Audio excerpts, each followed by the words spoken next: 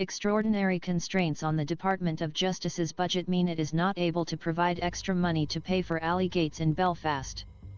That is according to a letter to Belfast City Council from the department's permanent secretary.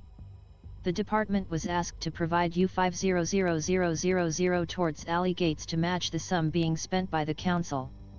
They are often put up in an attempt to reduce incidents of antisocial behavior, crime, and fly tipping near people's homes. The first alley gates in Belfast were erected by the council in 2006, and since then 1,081 gates have gone up on streets across the city. But it can take 12 to 18 months for them to be erected after an application is made for a street to get them.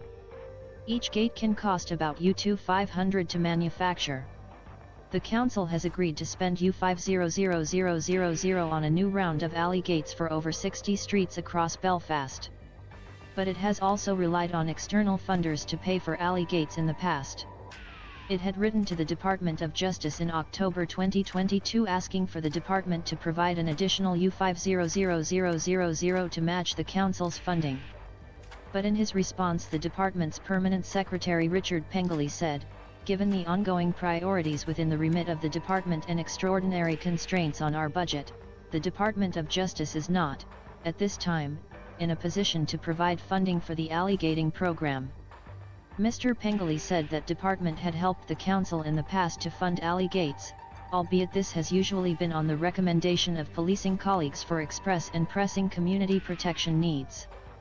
Mr. Pengilly's letter has been presented to the council's Strategic Policy and Resources Committee but is due to be discussed at the full council meeting on December 1.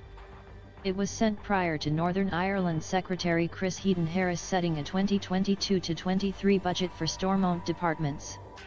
Some groups in Belfast, such as the 9 Feet in Common organisation, have suggested that an alternative to gates is needed to ensure that the city's alleys become spaces that can be used to the full by local communities.